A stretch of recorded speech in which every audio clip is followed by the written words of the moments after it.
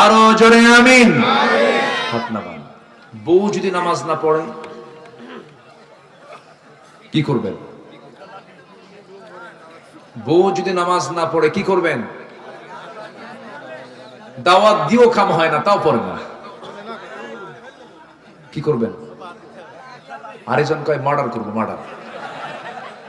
এ তো লক্ষণ খুব খারাপ দেখতেছি। মাহফিলে মা বোন আছে না নাই? আছে।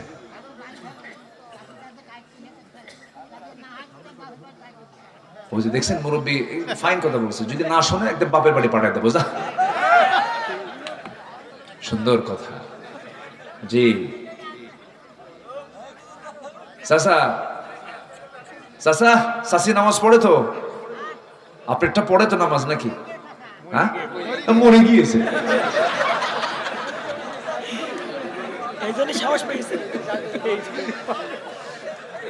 বউকে মারা কি এত সহজ? বউকে মারা সহজ না। যারা কইছে মারতে হবে, মার্ডার করতে হবে, ওরা বিয়ে করে নাই।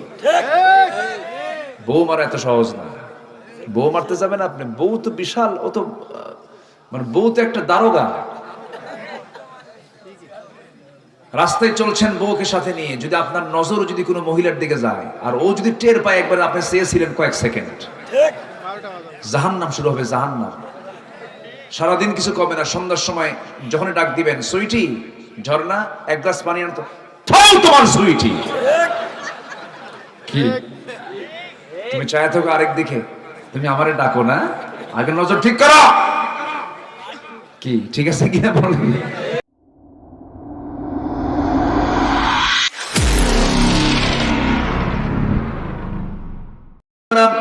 আইল ঠেলাঠেলি করি, আল্লাহকে ভুলে থাকি বলে আমরা বাজে কথা বলি, আল্লাহকে ভুলে থাকি বলে আমরা বেফাস কথাবার্তা বলি, আমরা আল্লাহকে ভুলে যাই বলি আমরা ওয়াদা ভঙ্গ করি, আল্লাহকে ভুলে যাই বলি আমরা হারাম কাজে নিজেকে জড়িয়ে ফেলি। কিন্তু আমার বন্ধুগণ, কারো চোখ ফাঁকি দিতে পারলেও কিন্তু একজনের চোখ ফাঁকি দেওয়া যায় না, তিনি আমার কে? আল্লাহ রাব্বুল আলামিন বলেন, ও বান্দা তুমি আমাকে ভুলবা কেমনে, আমাকে ফাঁকি দিবা কেমনে? وَيَعْلَمُ خَائِنَةَ الْأَعْيُنِ وَمَا تُخْفِي الصُّدُورُ। তোমার চক্ষু কি খেয়ানত করলো? তোমার অন্তরে তুমি কি দানা বেঁধেছো? কি চিন্তা করতেছো? পৃথিবীর কেউ না জানলেও আমার আল্লাহর কুদরত সঙ্গে সঙ্গে তা জেনে যায়।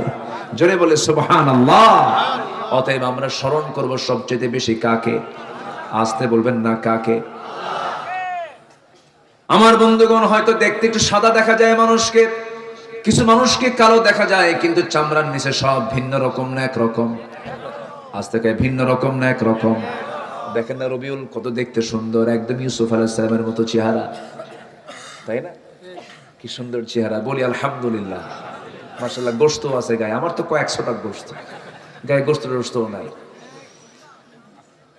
কিন্তু আমরা যা দেখি বাইরে একটু সুন্দর দেখা যায়, সুন্দর চামড়া, কিন্তু আল্লাহ রাব্বুল আলামিন সব সমান করে দিয়েছেন।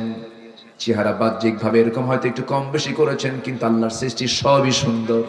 আমার এক বন্ধু খুব সুন্দর চেহারা ছিল, তার বউটা কালো। শুনেছি বউটা নাকি তার কালো। বললাম, বন্ধু এত সুন্দর চেহারার তুমি লোক, তোমার বউটা নাকি কালো? বন্ধু তুমি বুঝবে না, আমার চোখে দারুণ সুন্দর। আলহামদুলিল্লাহ বলবেন না? আমার চোখে দারুণ সুন্দর। আমি সৌদি আরবে বছর 10 আগে মদিনা মসজিদ নববীর সামনে, রাসূলের রওজার সামনে আমি হাঁটতেছি একা একা, নবীর কবর দেখছি আর হাঁটতেছি। রাসূল আমার আলো আশা, রাসূল আমার ভালোবাসা, রাসূল আমার প্রেম বিরহের মূল আলোচনা, রাসূল আমার কাজে কর্মে অনুপ্রেরণা। রাসূলকে স্বপ্নে দেখবেন ভাই? দেখতে রাজি আছেন? সবাইকে দেখতে রাজি আছেন? অবশ্যই দেখবেন, অবশ্যই দেখবেন। একটু ভাবতে হবে, একটু কি করতে হবে? ভাবতে হবে। ভাবলেই দেখা যায়, ভাবলেই দেখা যায়, দরুদ পড়লেই দেখা যায়। তো আমি হাঁটতেছি, রাসূলের রওজার আশপাশ দিয়ে হাঁটতেছি, হঠাৎ করে সামনে একটা লোক ধরা পড়লো, নাইজেরিয়ান একজন নিগ্রো কালো কুসকুসে মানুষ, অনেকগুলো মানুষ সেখানে। তো আমি লম্বায় প্রায় 71 ইঞ্চি আমি লম্বা, মানে 5 ফুট 11 ইঞ্চি আমার ওজন, মানে হাইট। তো আমি নিজেই ভাবি আমি মনে হয় বেশি লম্বা মানুষ। 6 ফিট মানুষ প্রায় তো কমই পাওয়া যায়। এদিকে আমার হাইটও 71 ইঞ্চি, আবার ওজনও 71 কেজি। তা আমি ওনার দিকে তাকায় দেখি আমার চাইতে মনে হলো সে ফুট 1.5 বড় হবে, 7.5 ফিট উঁচা লম্বা। আমি তার কোমরের কাছে পড়ে আছি, আমি এরকম করে চাই আছি।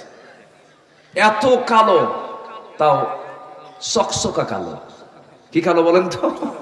চকচকা কালো একদম, মানে দাঁত ছাড়া কিছু দেখা যাচ্ছে না। শুধু একটাই সেখানে শুধু সাদা দেখা যায়, সেটা কি? দাঁত। একদম কালো, ঘন কালো। মাথার চুলও কালো, চুলের সাথে চামড়া মিলে গেছে একদম। সে চুলগুলো আবার খাড়া খাড়া শক্ত, গুনার মতো। গুনা বোঝেন তো?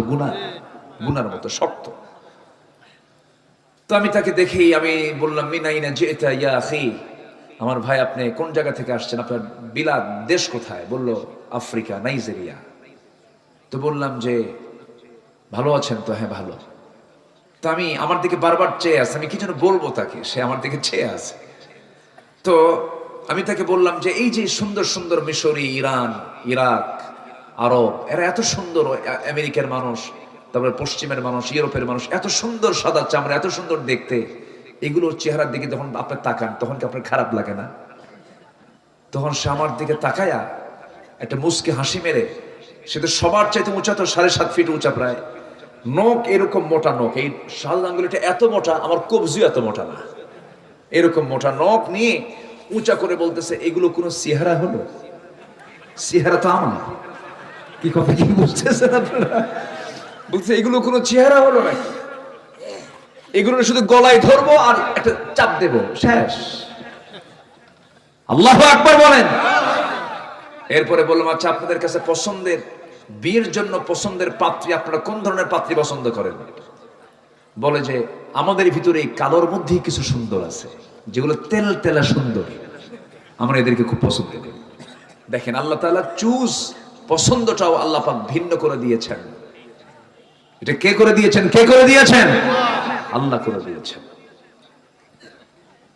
আল্লাহ রাব্বুল আলামিন শুধু বাহ্যিকটা এরকম করে দিয়েছেন, কিন্তু ভিতরটা সব সমান। আমাদের দেহে যে ডিএনএ আছে, যে ডিএনএ এখন টেস্ট করা হয়, আজ থেকে 200 বছর আগে ডিএনএ মানুষ বুঝতো না। যার সন্তান প্রমাণ করার কোনো কথা ছিল না, মা যতক্ষণ না বলতো যার সন্তান প্রমাণ হতো না। কিন্তু এখন যার সন্তান প্রমাণ হওয়ার সুযোগ আছে না নাই বলেন? আছে। ডিএনএ টেস্ট করলে সব ধরা পড়ে যায়, কার বাচ্চা এটা, কার সন্তান এটা, কার সন্তান সে পেটে লালন করেছে, কে কোথায় অবৈধ করেছে, আজকে সবকিছু বিজ্ঞান প্রমাণ করেছে। সে ডিএনএটা, এই ডিএনএ তার মোট দৈর্ঘ্য হলো 2000 কোটি কিলোমিটার লম্বা। জোরে কোন আল্লাহু আকবার। 2000 কোটি কিলোমিটার লম্বা একটা ডিএনএ। যদি এত দৈর্ঘ্য হয়, পৃথিবী থেকে সূর্য পর্যন্ত প্রায় 50 বারেরও বেশি বার ঘুরে আসা যাবে। এত দীর্ঘ একটা মানুষের ডিএনএ এর পরিমাণ, লম্বার পরিমাণটা এটা। ডিএনএ তে আল্লাহ রাব্বুল আলামিন এত তথ্য দিয়েছেন, যদি এনসাইক্লোপিডিয়ার সমান 900টা খণ্ড বিশালাকার বই হবে, তবুও লেখা শেষ হবে না। আমাদের দেহে যে সবচেয়ে ক্ষুদ্রতম অংশ হলো কোষ। এই কোষের সংখ্যা হলো 37.2 ট্রিলিয়ন। কেউ তো আল্লাহু আকবার বললেন না। মানব দেহ কোষের সংখ্যা হলো 37.2 ট্রিলিয়ন একটা মানুষের। সেন্সরি রিসেপ্টর আছে হলো 110 মিলিয়ন। লোহিত রক্ত কণিকা আরবিসি আছে হলো 30 ট্রিলিয়ন। শুধুমাত্র মস্তিষ্কের নিউরন সংখ্যা হলো 100 বিলিয়ন। আল্লাহু আকবার বলেন। কয় মানুষের কথা বলতেছি? এক মানুষ। শুধু চামড়ার নিচের অংশ, কিন্তু এগুলো চামড়ার নিচের অংশ। অসমান না সমান? সমান। মানুষের দেহে যে রক্ত আছে, এই রক্তের আবার ভেসেল আছে, এর ব্লাড ভেসেল আছে। সেই ব্লাড ভেসেলটা হলো 42 বিলিয়ন, যা 97,000 কিলোমিটার লম্বা। মাত্র 3 হাত 3 ফিট। তার দিয়া ইয়ারফোন সেই ইয়ারফোনের তারের ইয়ারফোন যদি পকেটে রেখে দেন কিছুক্ষণ পর কয়েকটা প্যাঁচ লাগে। অথচ আল্লাহ রাব্বুল আলামিন একটা দেহের মধ্যে ৯৭,০০০ কিলোমিটার লম্বা ব্লাড ভেসেল রেখে দিয়েছেন, কোনোদিন সেই ভেসেলের মধ্যে কোনো প্যাঁচ লাগলো না। জোরে বলি সুবহানাল্লাহ। কে করেছেন?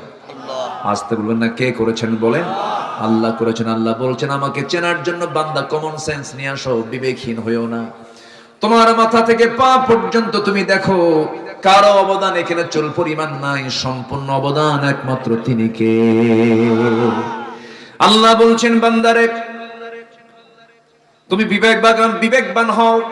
বিবেকবানের কিছু বৈশিষ্ট্য আমি তোমাকে শেখায় দিচ্ছি, বান্দা শুনে রাখো। আল্লাহ রাব্বুল আলামিন সুন্দর করে বলছেন, কি সুন্দর করে তিনি জানাচ্ছেন। আল্লাহ রাব্বুল আলামিন বলছেন أفمن يعلم أنما أنزل إليك من ربك الحق كمن هو أعمى إنما يتذكر أولو الألباب জোরে বলুন আল্লাহু আকবার। উলুল আলবাব কারা? নাম্বার 1 হলো الذين يوفون بعهد الله ولا ينقضون الميثاق। নাম্বার 1 হলো বিবেকবান মানুষ তারাই যারা কখনো ওয়াদা ভঙ্গ করে না। কি ভঙ্গ করে না বলেন? এক নাম্বার ওয়াদা আমরা করেছি কার কাছে? আসতে বলুন কার কাছে? দুনিয়াতে না, রুহের জগতে। বলেন কোথায় কোথায় কোথায়? মনে আছে আপনাদের? মনে আছে? কই মনে আছে আপনাদের? কি ঘুমাচ্ছেন নাকি আপনারা? মনে আছে? মনে নাই? মনে নাই তো। রুহের জগৎ আপনি যে বলছেন হ্যাঁ তুমি আমার রব, মনে আছে আপনাদের? মনে তো নাই, আবার হ্যাঁ করেন কেন? মনে নাই তো। মনে আছে তোমার? আচ্ছা, আমারও তো মনে নাই। এই যে মার দুধ খাইছেন, মনে আছে কারো? মনে আছে? কেমনে মনে থাকবে? 2 বছরে মনে থাকে? আচ্ছা, মার পেটে 10 মাস ছিলাম, মনে আছে কার কার? হাত তোলেন। ওই যে তুলছে একজন, মার পেটে ছিল, হাত তুলছে, মনে আছে? আচ্ছা, মার পেটে 10 মাস ছিলাম, মনে নাই। দুধ পান করেছি 2 বছর হাওলাইন কামিলেন, তাও মনে নাই। কিন্তু আমি বিশ্বাস করি কি বিশ্বাস করি না বলেন? বিশ্বাস করেছি, কারণ মা বলেছেন বাজান তোকে আমি 2 বছর দুধ খাওয়াইছি রে। তুই আমার পেটের মধ্যে ছিলি 10 মাস, লাথি মেরেছিস। 9 মাসে প্রত্যেকটা শিশু মার কলেজায় লাথি মারে 4,500 থেকে 5,000 বার। আল্লাহু আকবার বলবেন না? এই মার এই অবদান কেউ অস্বীকার করতে পারবেন? কেউ কি পূরণ করতে পারবেন? এই তো উঠে যাওয়ার সিলসিলা শুরু হচ্ছে ধীরে ধীরে। কি যাবেন নাকি আপনারা? আমি কিন্তু যেতে দেব না, কেউ যাবেন না, আমরা সবাই থাকবো। জোরে বলি ইনশাআল্লাহ। খুব চাপ থাকলে একটু বলবেন, হাত উঁচু করবেন, হুজুর এই যে সমস্যা আমি পারতেছি না, শুধু এটা বলবেন, কিন্তু কেউ যাবেন না। আমি মাহফিলে এসে আমি খুবই আনন্দিত, আপনাদের মাহফিলে এসে আমি খুবই আনন্দিত। এত সুন্দর ভদ্র শ্রোতা আপনারা, বলি আলহামদুলিল্লাহ। এটা কি জনসভা না ইবাদতের জায়গা? বলেন বলেন কিসের জায়গা এটা? ইবাদতের জায়গা। ইবাদত মনে করে থাকবেন, তাহলে সওয়াব পাবেন, অগণিত সওয়াব, অগণিত অগণিত অগণিত। আল্লাহু আকবার বলেন। এগুলো বুঝবো মরার পরে। বসেন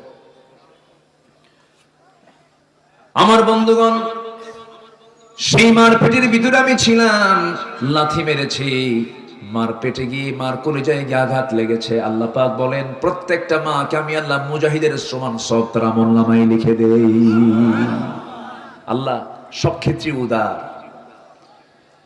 কিন্তু দুঃখজনক হলো সত্য, মার প্রসঙ্গ যখন চলে এলো, আল্লাহ রাব্বুল আলামিন জাহান্নামের মধ্যে আবার দাগি দাগে আসামিকে গর্তের মধ্যে ঢুকাবেন। গর্তগুলো ভয়ঙ্কর গর্ত, গাই নামক গর্ত আছে, ওয়াইল নামক গর্ত আছে। তার মধ্যে একটা শ্রেণী হলো যারা দুনিয়ার জিন্দেগিতে বাপ মাকে যারা ভাত দেয় না, বাপ মার সঙ্গে যারা ভালো আচরণ করে না, বাপ মাকে যারা সময় দেয় না, বাপ মাকে যারা খেদমত করে না, যারা বাপ মার মনে হৃদয়ে কষ্ট দেয়, আল্লাহ বলছেন আমি আল্লাহ তাদেরকে জাহান্নাম শুধু নয় জাহান্নামের গর্তের মধ্যে ঢুকাবো। এমন লোক বুঝি জেনায় দাহে নাই? যাবেন না এই সময়। এই সময় উঠলি ভাববো ওর বাপ মাকে দেখতে পারে না। বসেন। কি বাপ মাকে দেখতে? আচ্ছা বলেন তো, মা বড় না বউ বড়? ভালো করে চিন্তা করে কবেন, বইয়ের দিকে আগে মনে করবেন, এরপরে কবেন। ভালো করে বলেন, মা বড় না বউ বড়? মাহফিলে মা বড়, বাড়িতে বউ বড়। হ্যাঁ, আমার বন্ধুগণ, লেগেছে গন্ডগোল, হয়তো ভুল বোঝাবুঝি হয়েছে প্রায়, কিন্তু প্রত্যেকটা সংসার আমার দেশে দেখা যায় শাশুড়ির সঙ্গে ছেলে বউয়ের যুদ্ধ লাগে। লাগে না? লাগে না? যুদ্ধ লাগে। এই যুদ্ধ মিটাবে কে বলেন? আল্লাহ। আল্লাহর কথা কইছে। এই দ্বন্দ্বের সমাধান তো অবশ্যই করতে হবে। অনেক সময় লাঠি দিয়া পিটায় বউকে সোজা করেন না, না, আবার মাকে ধমক দেন, তাও করা যাবে না। এগুলো ঠিক না কখনো। মার সামনে বউকে ছোট করবেন না, আবার বউয়ের সামনে মাকে ছোট করবেন না। মাকে মার জায়গায় নিয়ে চলে যাবেন, আবার বউকে বউয়ের জায়গায় সেপারেশন করে সুন্দর করে বুঝায় বলবেন। মাকে বলবেন সুন্দর করে, মা, আমার এটা তোমার একমাত্র ছেলে বউ, তোমার মেয়েকে তুমি বিয়ে দিয়েছ, অন্যের ঘরে চলে গেছে, তুমি তাকে নিজের মেয়ের মতো মনে করো। আবার বউটাকে বলবেন, আমার বউ, মা তো বুড়ি হয়ে গেছে, কয়েকদিন পর মরেই যাবে, আমি তার পেটে ছিলাম, তোমার কত প্রাণপ্রিয় স্বামী আমি, দয়া করে আমার মার সঙ্গে তুমি খারাপ আচরণ করতে যেও না। সে খুশি হলে আমি খুশি হব, সে খুশি হলে আমার আল্লাহ খুশি হয়ে যাবেন। সুন্দর করে বুঝাবেন, কিন্তু মার চোখের সামনে বউকে ছোট করবেন না, আবার বউয়ের চোখের সামনে মাকে ছোট করা যাবে না। ব্যালেন্স করতে হবে। আমার ভাইয়েরা, এমন সন্তান বাংলার জমিনে আছে, সন্তান হয়ে মাকে থাপড়ায়, সন্তান হয়ে বাবাকে থাপড়ায়, লাঠি দিয়ে পিটায়। এমনকি এমন প্রচন্ড সন্তানও আছে, নরাধম আছে, নিজের সন্তান হয়ে বাপকে খুন করে সম্পত্তির নেশায়। আছে না নাই? ওর জন্য সোজা জাহান্নাম না জান্নাত? সোজা কোথায়? জাহান্নাম। আমার বন্ধুগণ, এই দুনিয়াতে আমি এসেছি ফরজ লঙ্ঘিত কোনো গুনাহ আমার জীবনে বাস্তবায়ন করা যাবে না। ফরজ লঙ্ঘিত কোনো গুনাহ করলে পরে তার জন্য জাহান্নাম বরাদ্দ হয়ে যাবে। বাপ মার সঙ্গে খারাপ আচরণ করা একটা ফরজ লঙ্ঘিত গুনাহ।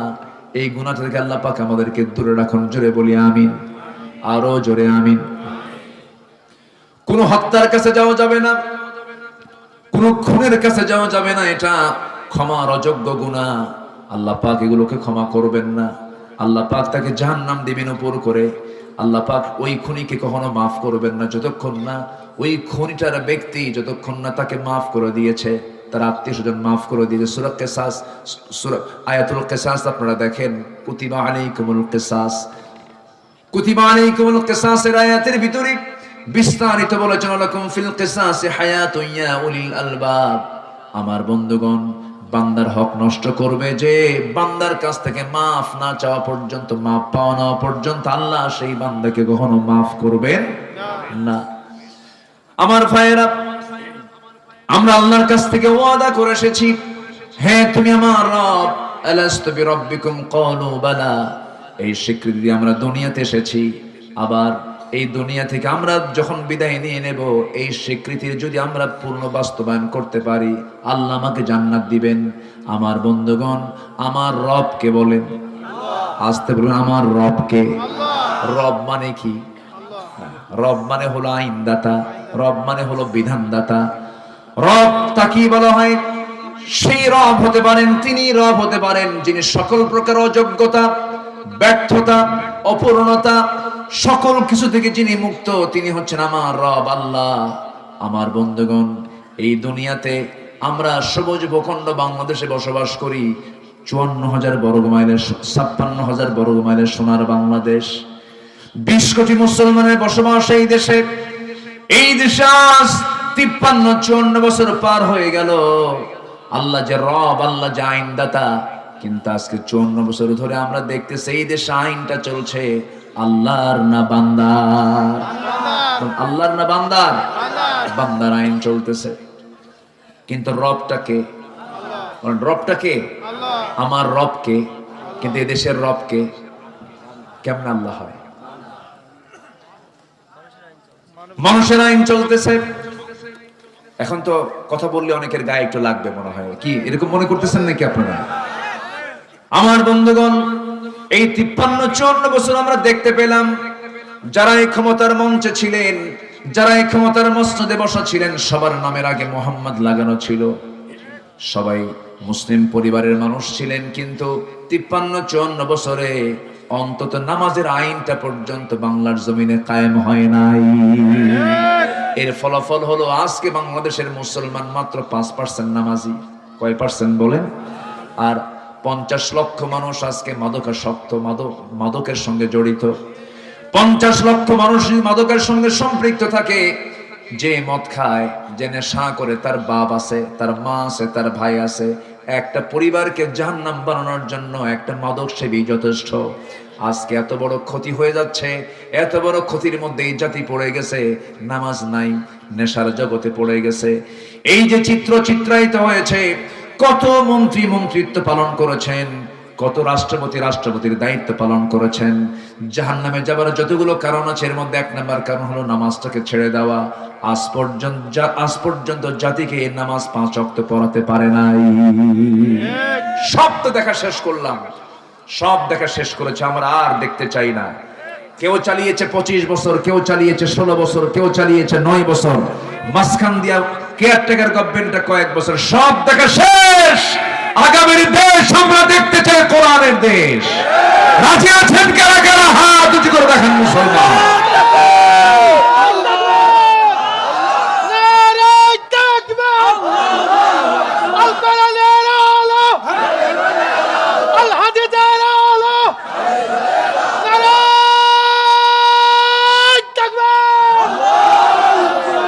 আল্লাহ কবুল করুন, জোরে বলি আমিন। একটু পিছনে বসেন, হ্যাঁ, জোরে বলি আল্লাহুম্মা আমিন। তাহলে আগে, সবার আগে আমরা কার ওয়াদা পূরণ করব? আসতে বলবেন না, কার ওয়াদা পূরণ করব? আল্লাহ বলেছেন, আমি কি তোমার রব নই? আলাস্তু বিরাব্বিকুম, আমি বলেছি ক্বালু বালা, হ্যাঁ তুমি আমার রব। কিন্তু আযান শুনলে মসজিদে যাই না কেন? কি কথা কি বুঝতেছেন? সবাই কি নামাজ পড়তে রাজি আছেন? ইনশাআল্লাহ। সবাই কি নামাজ পড়তে রাজি আছেন? ইনশাআল্লাহ। কয় ওয়াক্ত নামাজ? কয় ওয়াক্ত নামাজ? একটু হাত তুলে দেখানো যাবে কি? জোরে বলি ইয়া আল্লাহ, আরো জোরে ইয়া আল্লাহ। আমাদেরকে 5 ওয়াক্ত সালাত আদায় করার তৌফিক তুমি আল্লাহ দিয়ে দাও। জোরে বলি আমিন, আরো জোরে আমিন। হাত নামান। বউ যদি নামাজ না পড়ে কি করবেন? বউ যদি নামাজ না পড়ে কি করবেন? দাওয়াত দিও কাম হয় না, তাও পড়ে না, কি করবেন? আরেকজন কয় মার্ডার করবো, মার্ডার। এ তো লক্ষণ খুব খারাপ দেখতেছি। মাহফিলে মা বোন আছে না নাই? আছে।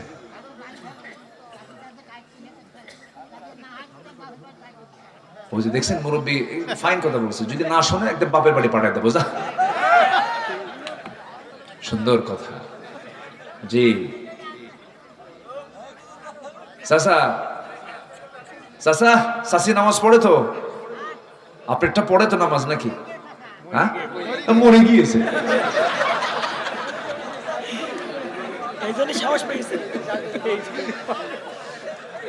বউকে মারা কি এত সহজ? বউকে মারা সহজ না। যারা কইছে মারতে হবে, মার্ডার করতে হবে, ওরা বিয়ে করে নাই। বউ মারা এত সহজ না। বউ মারতে যাবেন আপনি? বউ তো বিশাল, ও তো মানে বউ তো একটা দারোগা। রাস্তায় চলছেন বউকে সাথে নিয়ে, যদি আপনার নজর যদি কোনো মহিলার দিকে যায় আর ও যদি টের পায় একবার আপনি চেয়েছিলেন কয়েক সেকেন্ড, জাহান্নাম শুরু হবে, জাহান্নাম। সারাদিন কিছু কমে না। সন্ধ্যার সময় যখন ডাক দিবেন, সুইটি ঝর্ণা 1 গ্লাস পানি আনতো, তোমার সুইটি কি তুমি চায় থাকো আরেক দিকে, তুমি আমারে ডাকো না, আগে নজর ঠিক করো। কি ঠিক আছে কিনা বলেন? হ্যাঁ, বউ মারা এত সহজ না। বউ তো মারার বিষয় না, বউ হচ্ছে আদরের বিষয়।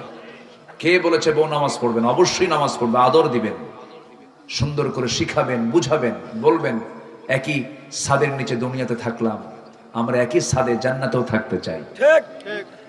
সুন্দর করে বুঝাবেন, একটু কাঁদবেন, একটু নামাজে দাঁড়াবেন, কবরের কথা মনে করে দিবেন। আমার নবীজির প্রথম দাওয়াত ছিল আম্মাজান খাদিজার কাছে। জোরে বলি সুবহানাল্লাহ। প্রথম দাওয়াত দেব আমরা কোথায় বলেন? বাড়িতে, স্ত্রীর কাছে আগে দাওয়াত দেব। কে বলেছে বউ শুনবে না কথা? যদি নামাজ না পড়ে সুন্দর করে বুঝায় বলবেন। 4টা কারণে স্বামী তার স্ত্রীকে শাসন করতে পারবেন, তবে এই শাসন কিন্তু সেই শাসন না। আমার মায়েরা, ভয় পাওয়ার কোনো কারণ নাই। 4টা কারণে আপনি স্বামী তার স্ত্রীকে শাসন করবেন। নাম্বার 1, যদি নামাজ না পড়ে। নাম্বার 2 হলো যদি রোজা না রাখে। নাম্বার 3 হলো স্বামীর বৈধানুগত্য যদি না করে। বৈধানুগত্য এই জন্য বললাম, ফেরাউন মার্কা স্বামীও কিন্তু আছে জমিনে। আসতে বলবেন না, আছে না নাই? ফেরাউন মার্কা স্বামী হলে পরে ওই স্বামীর আনুগত্য করা যাবে না, বরঞ্চ সেই সময় ওই মহিলার জন্য আসিয়ার মতো ভূমিকা পালন করতে হবে। আসিয়া স্বামীর মহব্বতে নয়, আল্লাহর মহব্বতে জীবন দিয়েছেন। স্বামীর অবৈধ আনুগত্যের কাছে তিনি কখনো মাথা নত করেন নাই। দুনিয়া থেকে বিদায় নিয়েছেন। আমার মায়েরা শোনেন কথাগুলো। অনেক মা বোন আজকের মাহফিলে আসছেন। মাদেরকে বলবো, আপনার মডেল হবেন আসিয়া, আপনার মডেল হবেন মারিয়াম, আপনার মডেল হবেন খাদিজা, আপনার মডেল হবেন আম্মা জান আয়েশা সিদ্দিকা রাদিয়াল্লাহু তাআলা আনহা। এদেরকে ফলো করবেন, এদের আদর্শকে লালন করবেন, ফাতিমার আদর্শকে লালন করবেন। ফাতিমা দুনিয়া থেকে বিদায় নেবেন, স্বামীকে ডাক দিয়ে বলবেন, স্বামী আমার দুনিয়া থেকে বিদায় নেব, মনে হয় আমার জানাজা যেন দিনের বেলা না দিয়া রাতের বেলা যেন জানাজা দেওয়া হয়। দিনের বেলা জানাজা দিলে পরে লক্ষ লক্ষ মানুষের সমাগম হয়ে যাবে, আমার পর্দার খেলাফ হয়ে যাবে। আমি চাই না আমার মৃত্যুর পর আমার লাশ সবার সামনে রাখা হোক। আমি কতটুকুন লম্বা, কতটুকুন মোটা চিকন এটা মানুষ অনুমান করবে, আমার পর্দার খেলাফ হয়ে যাবে। রাতের বেলা কয়েকজনকে ডাক দিয়ে আমার জানাজার কাফন দাফন করে দিবেন। ফাতিমা দুনিয়া থেকে বিদায় নিলেন আমার নবীর ইন্তেকালের মাত্র 6 মাস পরে। অল্প বয়সে তিনি দুনিয়া থেকে বিদায় নিয়েছেন। এর মূল কারণ ছিল শিব আবু তালেবের না খায়া খায়া পেটের নাড়িগুলো শুকে গিয়েছিল, দুরারোগ্য রোগে আক্রান্ত হয়ে পড়েছিলেন। ফাতিমা যখন দুনিয়া থেকে বিদায় নিলেন, আবু যার গিফারি একজন পাগল সাহাবী, নবীর প্রেমের পাগল সাহাবী, নবীর পরিবারের পাগল সাহাবী আবু যার গিফারি রাতের বেলা স্বপ্নের মধ্যে দেখতে পেলেন নবীজি তাকে বলছেন, আবু যর, আমার কলিজার টুকরা ফাতিমা নাই, ফাতিমার জন্য সুন্দর করে তার কবরের ব্যবস্থা করো, জানাজার আয়োজন করো। রাতের বেলা কেউ জানে না। আবু যার গিফারি রাদিয়াল্লাহু তাআলা আনহু আলী রাদিয়াল্লাহু আনহুর বাড়িতে এসে দরজায় কোরআন এনে বলছেন, ভাই আলী দরজা খোলো, তুমি আমাকে সংবাদ দাও নাই, কিন্তু রাসূল আমাকে সংবাদ দিয়ে জানিয়ে দিয়েছেন ফাতিমার দুনিয়াতে নাই। রাসূল জানিয়ে দিয়েছেন আমি যাচ্ছি কবর খনন করতে, তুমি সব আয়োজন সম্পন্ন করো। কবর খনন করতে গেছেন, বেশি জন না, কয়েকজনকে জানানো হয়েছে রাতের বেলায় কাফন দাফন হয়ে যাবে। জানাজা পড়াচ্ছেন সাইয়েদনা আলী, স্বামী তারা জানাজা পড়াচ্ছেন। ওইদিকে কবর খনন করতে গেছেন আবু যার গিফারি, কবরকে লক্ষ্য করে বলছেন, কবর রে, আজকে তোর মধ্যে আমি যাকে রাখতেছি কলিজার টুকরা হাসান হুসাইনের মা, বিশ্বনবীর কলিজার টুকরা ফাতিমা, খাতুনে জান্নাত ফাতিমা, কবরদার কবর তুই এই ব্যক্তিটার সঙ্গে, এই নারীর সঙ্গে কখনো অসম্মানজনক আচরণ করবি না। আবেগ আপ্লুত হয়ে কথাগুলো বলছিলেন। সিরাত গ্রন্থে আসছে এই জাতীয় কথা যখন তিনি বলতেছিলেন, উনি ভাবতেই পারেন না কবর থেকে কোন আওয়াজ আসবে। এই কথা বলে তিনি কাঁদতে কাঁদতে তিনি কবর থেকে উঠতেছেন, ভিতর থেকে একটা আওয়াজ আসলো, আবু যার রে, তুমি এতক্ষণ ধরে যে সমস্ত কথাগুলো বললে এই সমস্ত কথাগুলো কবরে চলবে না, এখানে লাগবে হচ্ছে আমল। কি লাগবে বলেন? আমল লাগবে।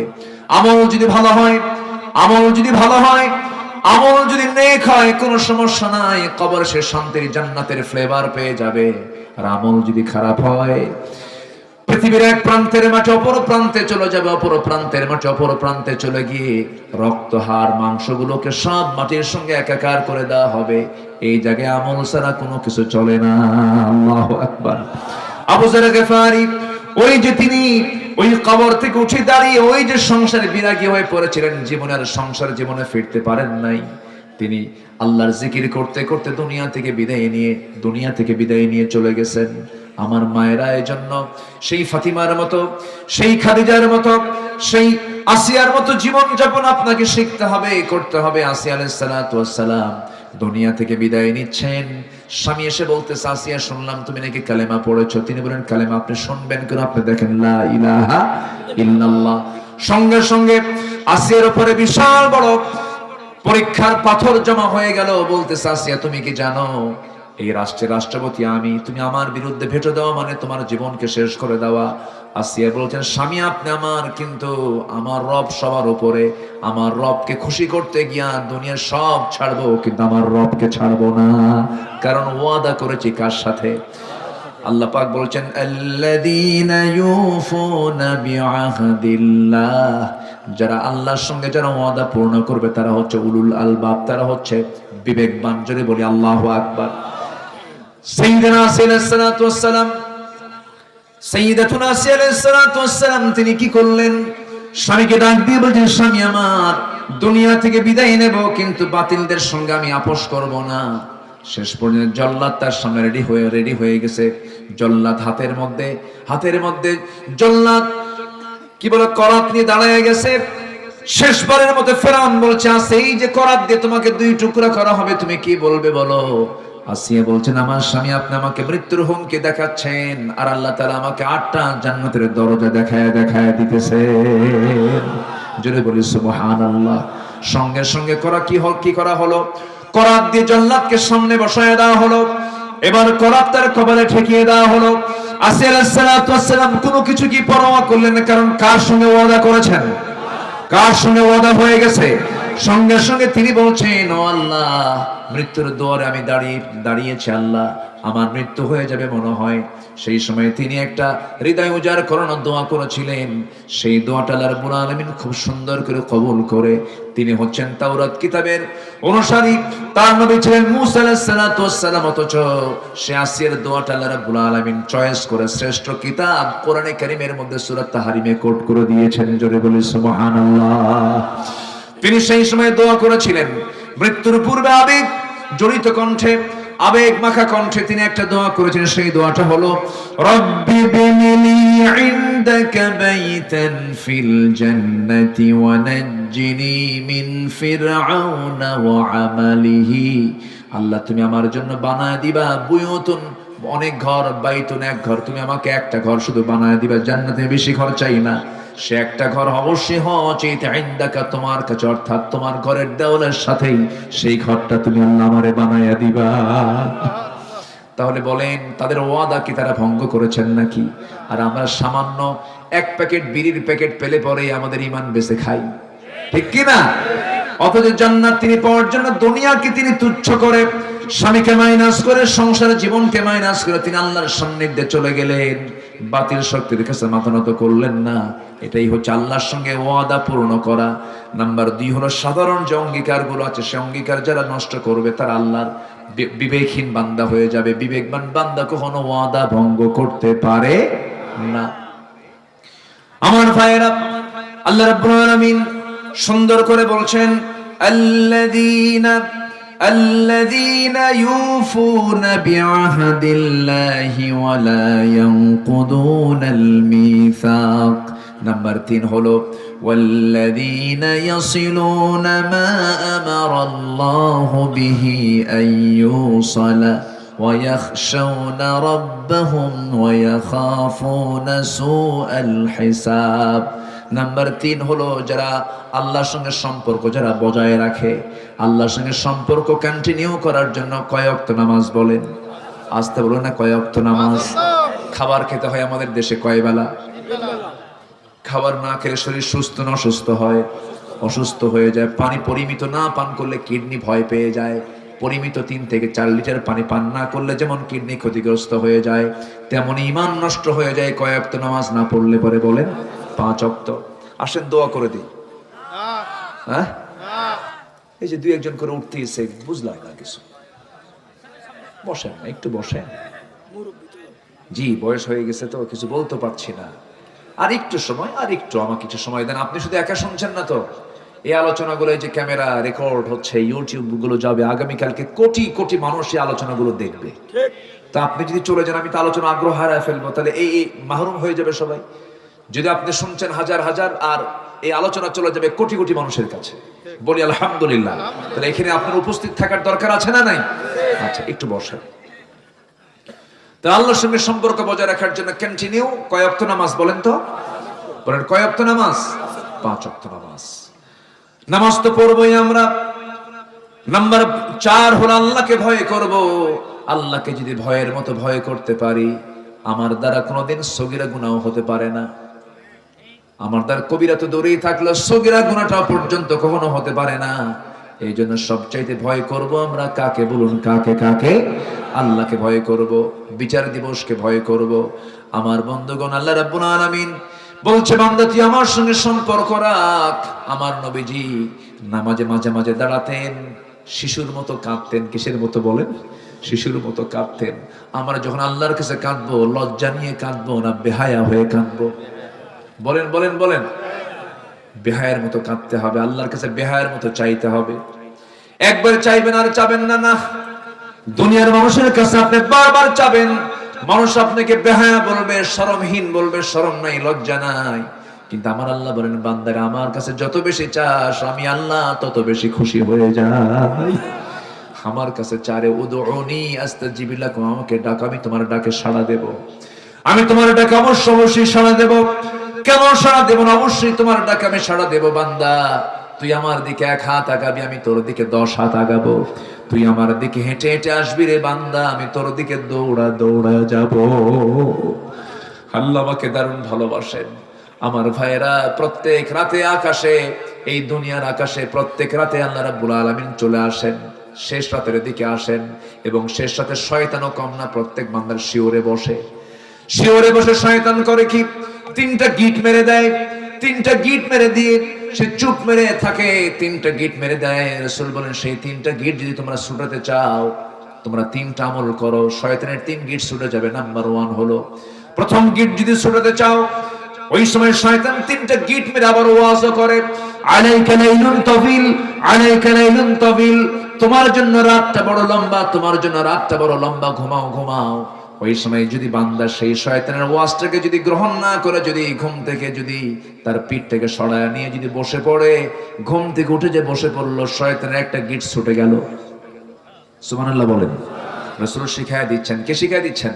রাসূল শিখায়া দিচ্ছেন। আবার যখন সে বিছনা থেকে উঠে যখন ওযু করার জন্য যখন ওযু প্রস্তুতি নিয়ে নিল, ওযু শেষ হওয়ার সঙ্গে সঙ্গে আরেকটা গিট ছুটে গেল। যখন বান্দা ওযু সম্পূর্ণ করে যখন মসজিদের দিকে রওনা করে দিল, প্রত্যেকটা কদমে কদমে নেকি লেখা শুরু হয়ে গেল। বান্দা যখন নামাজ শুরু করে দেয়, শয়তানের 3 নম্বর গিটে ছুটে চলে যায়। 24 ঘন্টা শয়তান ওই বান্দার কাছে এসে ওয়াসওয়াসা দেওয়ার সাহস পায় না। জোরে বলে সুবহানাল্লাহ। সবাইকে 3 গিট ছুটাবেন ইনশাআল্লাহ। কি কোন দিন থেকে? বলেন কোন দিন থেকে? আজকে থেকেই। জোরে বলি ইনশাআল্লাহ। আমার বন্ধুগণ, এই শেষ রাত্রি আবার আমার আল্লাহ নিজে আসেন, নিজেই তিনি ডাকেন। কাকে ডাকেন? কাকে ডাকেন বলেন? আমাকে আমাকে আমাকে ডাকেন। চিন্তা করা যায়? কে ডাকেন? কে ডাকেন? আল্লাহ ডাকেন। এটা কি ভাগ্যবানের বিষয় না? বলেন তো, ভাগ্যের বিষয়। আমাকে ডাকেন, আমি আব্দুল্লাহ আলামিন আমাকে ডাকেন, এই ভাইকে ডাকেন, আপনাকে ডাকেন, গোটা দুনিয়াবাসীকে ডাক দিয়ে বলছেন, আলা মিন মুস্তাগফিরিন ফাগফিরালাহ ফিস সামাঈদ দুনিয়া। দুনিয়ার আকাশে আসেন। আমার আল্লাহ তাআলা যে দুনিয়ার আকাশে আসেন, তিনি তো দুনিয়ার আকাশে থাকেন না। তার অবস্থানটা হলো, মূল জায়গাটা হলো আরশে আজিম। যার আরশে আজিমটা 1 আকাশ নয়, 7 আকাশের উপরে। জোরে বলে সুবহানাল্লাহ। আল্লাহ বলছেন, বান্দা আমি 7 আকাশ থেকে প্রথম আকাশে আসি, 6 আকাশ পেরিয়ে প্রথম আকাশে এসে আমি তোকে বলি, তুই আমার কাছে মাফ চা, আমি তোকে মাফ করে দেব। এটা কম কথা? বিশাল ব্যাপার। আমার ভাইয়েরা, আমার আল্লাহ কত দূরে আছেন দেখেন। সাব্বিহিসমা রাব্বিকাল আ'লা, সবার উপরে তিনি আছেন। আমরা যেখানে বসে আছি, এই বসে থাকা জায়গা থেকে, এটা হলো মহেশপুর জেলা, কি বলে, ঝিনাইদহ জেলার মহেশপুর থানার কি পোড়াদা গ্রাম। এই জায়গা থেকে ঠিক আমরা যদি দিনের বেলা যদি দেখি, সূর্য আকাশে দেখা যায়, রাতের বেলা চাঁদ দেখা যায়, আর মিটি মিটি করে জ্বলা কিছু তারকা দেখা যায়। আমার বন্ধুগণ, এই পৃথিবী একটা ছোট্ট জায়গা সূর্যের তুলনায়। এই পৃথিবীর চাইতে সূর্য হলো 13 লক্ষ গুণ বড়। আবার ওই সূর্যের চাইতে ওই যে মিটি মিটি করে জোনাকের মতো করে জ্বলা যে তারকাগুলো আমরা দেখতে পাই, অসংখ্য তারকা, সেই তারকাগুলো সূর্যের চাইতে ব্যাটেল জুইস একটা তারকা আছে 33 কোটি গুণ বড়। জোরে বলে সুবহানাল্লাহ। আবার ব্যাটেল জুইসের মতো একটা দুইটা তারকা নয়, সুপারনোভা, আড্ডা, ব্যাটেল জুইস, এরকম করে প্রক্সিমা সেন্ট্রাই সহ যত তারকাগুলো আছে, একটা দুইটা নয়, প্রত্যেকটা গ্যালাক্সির ভিতরে কোটি কোটি বিলিয়ন বিলিয়ন তারকা আল্লাহ রাব্বুল আলামিন রেখে দিয়েছেন। কোটি কোটি গ্যালাক্সির ভিতরে মহাশূন্যের মধ্যে আল্লাহ পাক সেটা ঝুলায় রেখেছেন। জোরে বলে সুবহানাল্লাহ। এমনও কিছু তারকা আছে যে তারকারা আজ পর্যন্ত দুনিয়াতে আসেই নাই, এত দূরে সেই তারকা। আমার বন্ধুগণ, মানুষ সূর্যের কাছে যেতে পারবে না, কারণ সূর্যের তাপমাত্রার কাছে মানুষ জ্বলে পুড়ে ছারখার হয়ে যাবে। চাঁদের দেশে মানুষ গেছে, চাঁদের কোনো তাপ নাই, এই জন্য চাঁদের দেশে মানুষ যেতে পেরেছে। ওই চাঁদের দেশে সফর করলো মানুষ, মঙ্গল গ্রহে গেছে মানুষ। কিন্তু মানুষ যদি চিন্তা করে, চাঁদ দেখলাম, মঙ্গল গ্রহ দেখলাম, একটু আমরা তারকার দেশে যাব, তারকা তো আরো দূরে। পৃথিবীর সবচেয়ে নিকটবর্তী তারকার নাম হলো প্রক্সিমা সেন্ট্রাই। প্রক্সিমা সেন্ট্রাই যদি কেউ যেতে চায়, দুনিয়ার কোনো যানবাহনে চড়ে যেতে পারবে না, তবে চেষ্টা করলে করতে পারে নভোযান দিয়া। পৃথিবীর সবচেয়ে লেটেস্ট নভোযান হলো অ্যাপোলো 11, যার ঘন্টার গতি হলো 39,000 কিলোমিটার। 39,000 কিলোমিটার মানুষ বানাইছে এই সমস্ত নভোযানগুলো। ওই নভোযানে যদি চড়ে যদি রওনা দিয়ে দেয়, ওই প্রক্সিমা সেন্ট্রাই নামক পৃথিবীর সবচেয়ে নিকটবর্তী তারকার দেশে তারা যেতে সময় লাগবে ঘন্টা 39,000 কিলোমিটার বেগে। সময় লেগে যাবে 1,15,000 বছর মাত্র। যাবেন কারা কারা? হাত তোলেন। কি কথা কি বুঝতেছেন আপনারা? আমি আজকে মনে হয় একটু আপনাদের কষ্ট দিচ্ছি বেশি না? আমি খুব ডিপ আলোচনায় আজকে চলে গেছি। আমি আজকে সায়েন্স নিয়ে, বিজ্ঞান নিয়ে কথা বলতেছি।